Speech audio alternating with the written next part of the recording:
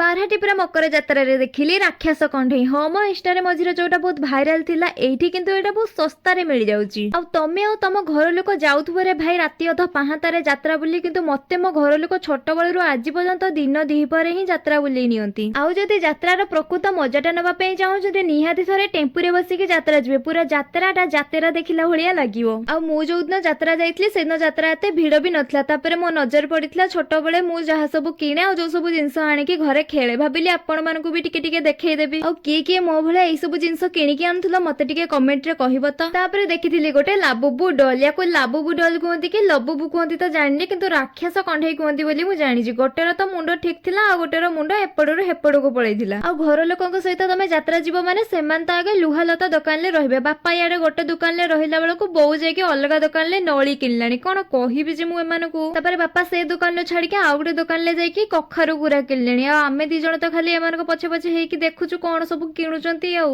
ତାପରେ ସବୁ ପଳେଇ ଆସିଥିଲୁ ଖାଇବା ପାଇଁ, ଯିଏ ଯାହା ଖାଇବା କଥା ଖାଇକି ବାହାରି ଆସିଥିଲୁ ଘରକୁ। ଆଉ ଦେଖିଲେ ତ ଘର ଲୋକଙ୍କ ସହିତ ଯାତ୍ରା କଲେ କଣ କଣ ସବୁ ହୁଏ। ଯଦି ଏଇ ଭିଡିଓଟି ଭଲ ଲାଗିଛି ତାହେଲେ ଲାଇକ୍, ସେୟାର, ସବସ୍କ୍ରାଇବ ନିଶ୍ଚୟ ଟିକେ କରିନେବେ।